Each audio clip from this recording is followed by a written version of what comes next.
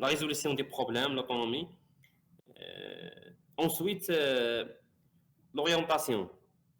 Donc, une personne bien orientée, donc après l'obtention de son diplôme, peut travailler avec amour de cet métier, avec un bon rendement.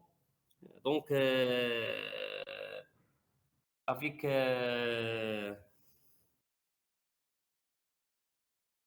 avec une initiative, donc elle peut donner beaucoup pour cet métier. D'accord, très bien. Parce Donc, que vous voyez l'orientation, que c'est aussi spécial. Oui, important. Ouais, très bien. oui. Donc, pour les politiques de l'emploi, est-ce que vous voyez que c'est important? Madame, j'ai pas J'ai pas bien compris les compris. politiques d'emploi. Oui, oui. Oui, moi aussi. Les politiques d'emploi, ça veut dire les techniques qu'on utilise pour employer les personnes.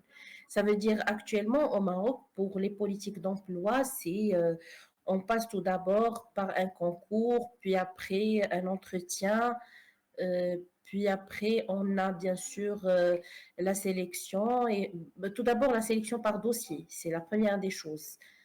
Sur la base des dossiers, puis par la suite, c'est le concours, et puis après, c'est l'entretien avant d'être embauché. Donc ça, c'est ce qu'on appelle les politiques d'emploi. Est-ce que ces politiques d'emploi, est-ce qu'on doit, bien sûr, les changer? Est-ce qu'il y a des problèmes au niveau de ces éléments-là? Et bien sûr, il y a des politiques spécifiques, bien sûr, aux entreprises. Donc, les politiques d'emploi pour les entreprises, c'est différent, parce que les entreprises, normalement, ils doivent former les jeunes avant, bien sûr, de les intégrer à 100% dans leur poste. Donc, bien sûr, il faut que même l'État, il intègre ce processus de formation pour les jeunes diplômés. Pourquoi? Pour réduire un petit peu euh, les frais de cette formation pour les entreprises et comme ça encourager les entreprises à employer même les jeunes diplômés qui n'ont pas encore une grande expérience. Donc, c'est différent un petit peu entre les secteurs publics et le secteur privé. D'accord? C'est clair maintenant? Oui. Madame, D'accord? je Oui, vois allez-y. que pour la procédure au niveau de l'État, donc il y a tu déposes le dossier après le concours, après l'entretien oral. Euh, Ouais. je vois que c'est normal, et c'est bien. Mais pour le privé, maintenant, je vois que plusieurs sociétés, ils commencent de faire plusieurs entretiens. Par exemple, premier entretien, entretien téléphonique RH, puis le premier entretien technique, deuxième entretien avec le manager, troisième entretien et un entretien RH. Donc, il y a plusieurs entretiens pour avoir un poste. Donc, je vois que c'est abusé pour ce que ce soit pour la personne, le, le candidat L'entreprise, oui. et pour l'entreprise parce qu'il va prendre beaucoup de temps pour recruter une simple personne. Donc, je vais vous expliquer pourquoi ces entreprises, ils commencent à adopter ce mode de recrutement. Normalement, à chaque fois qu'une entreprise décide de recruter un nouveau profil, donc normalement pour elle, c'est une perte d'énergie, c'est une perte d'argent, c'est une perte de temps qui est très importante.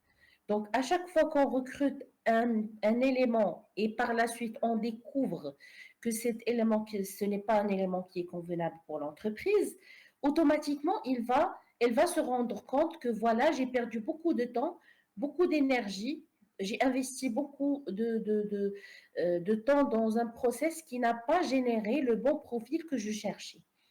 Donc, pour remédier à cette situation, qu'est-ce que je vais faire? Je vais instaurer un système qui va permettre d'étudier le profil sur plusieurs volets.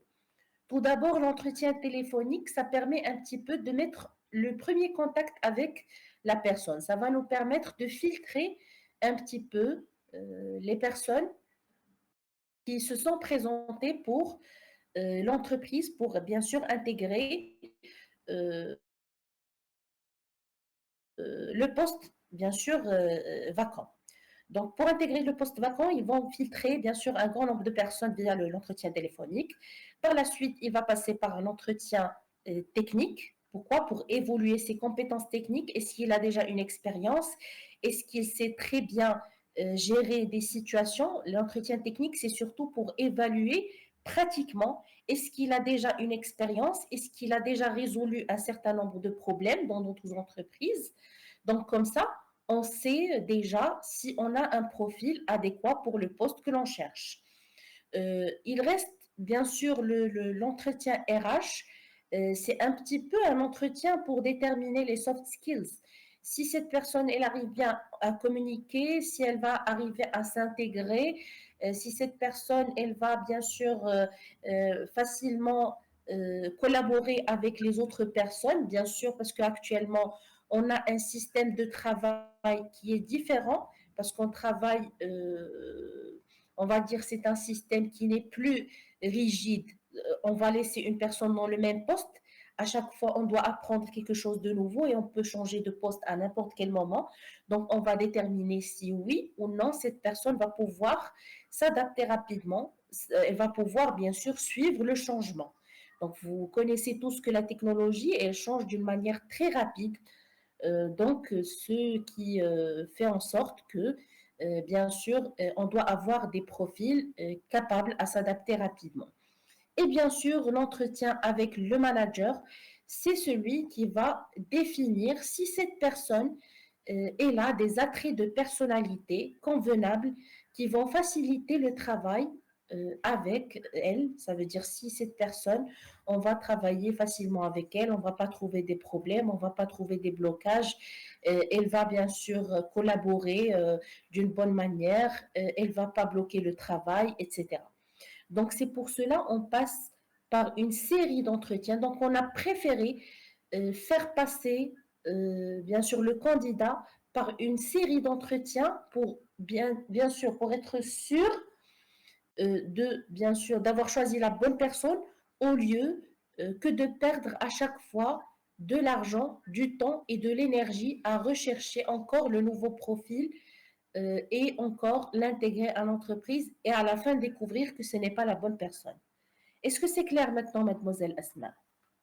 Oui, oui, c'est clair. Vous avez raison.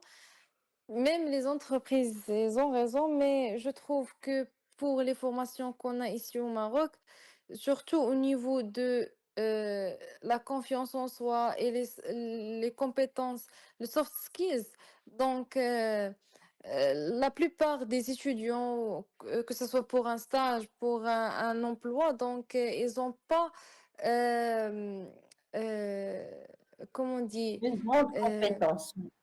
oui, pour passer tout ce genre des entretiens. Donc, Bien sûr, ouais. malgré qu'ils sont un bon... euh, quoi? Un bon profil. Malgré c'est Oui, un bon profil, il ne va pas avoir tous ces aspects. Oui, oui, je c'est comprends. ça. Mais bien sûr, ce système, ils se sont inspirés. Donc, c'était les États-Unis en premier lieu qui ont adopté ce système. C'était par la suite le Canada aussi.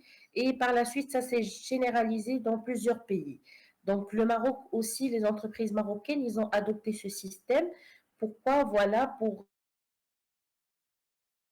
s'assurer que voilà, on a le bon profil, on a le bon candidat. Et pour les soft skills, actuellement, si vous avez remarqué, au niveau des universités, au niveau des écoles, on commence à enseigner carrément un module qui s'appelle les soft skills. Pourquoi? Pour développer cet aspect chez les étudiants, parce que vraiment, c'est très important au niveau du travail de disposer d'un certain minimum de soft skills, de savoir comment communiquer avec l'autre, donc, de savoir, bien sûr, comment gérer les situations de stress, comment organiser sa journée, comment travailler et collaborer avec les autres. Donc, normalement, c'est indispensable. D'accord? Donc, c'est pour Oui, cela, les choses ont changé un petit peu. oui, mais ici au Maroc, on n'a pas encore la mentalité de l'importance des soft skills. Donc, même si les étudiants, ils ont des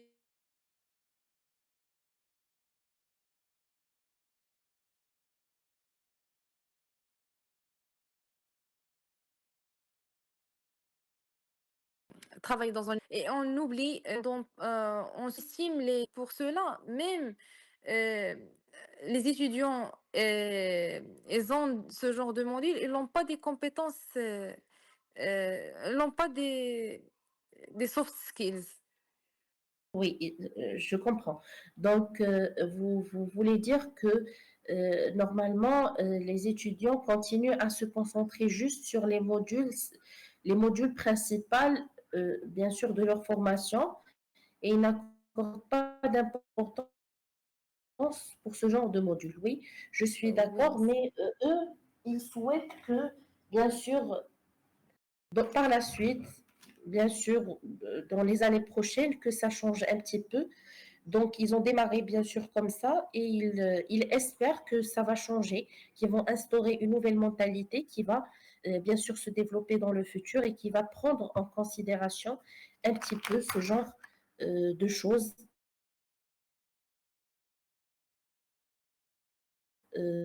au niveau de la formation. mais D'accord? sincèrement, madame, je vois que c'est mieux de l'intégrer au niveau du primaire.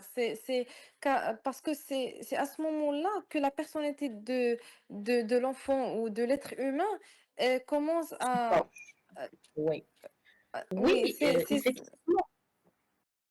Oui, il y a un certain nombre d'écoles privées, je parle des écoles privées qui sont vraiment de grandes écoles, ça veut dire des écoles qui répondent aux normes de l'éducation. Donc, ils commencent avec ce qu'on appelle la brise de glace.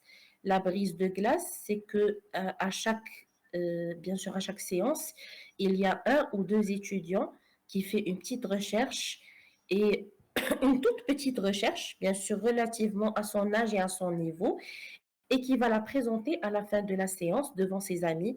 Et c'est ce qu'on appelle la brise de glace. La brise de glace, ça permet bien sûr d'apprendre à communiquer devant plusieurs personnes, euh, de, de, euh, de vaincre cette timidité et de développer la compétence de prise de parole en public.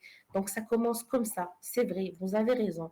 Donc ça doit normalement commencer dès un jeune âge. Mais bien sûr, pour généraliser ces idées au Maroc, je ne comprends pas pourquoi c'est pas généralisé, mais c'est vrai que dans un certain nombre d'écoles, ça se fait et ils commencent à forger une bonne personnalité chez les étudiants et chez les enfants dès un jeune âge et par la suite, quand ils grandissent, ils n'ont pas ce problème de prise de parole, ils n'ont pas ce problème de communication et ils n'ont pas ce problème d'échange avec les autres. D'accord? oui, d'accord, madame. Très bien. Donc, on va continuer. Donc, il reste deux dernières questions. Donc, bien sûr, si Monsieur Mustapha n'a pas quelque chose à rajouter. On vous écoute, Monsieur Mustapha. Non, non, oui, j'ai une intervention. Donc, concernant le secteur privé, donc je suis tellement d'accord avec le processus de recrutement, surtout pour les postes de cadre, des chefs de projet, qui demandent généralement un grand salaire, et aussi les employeurs demandent plus de critères, surtout les objectifs dans les domaines industriels. Mais le processus ou la procédure de recrutement des concours étatiques, à mon avis, il est normal, mais mais le fait de demander d'envoyer les dossiers en papier et après légalisation des diplômes, des attestations, c'est un peu compliqué. Il faut au moins demander d'envoyer un dossier numérique scanné afin de réduire les frais de préparation des Ouais. dossiers, le déplacement, la certification. déplacement vers la poste, donc c'est une procédure un peu compliquée.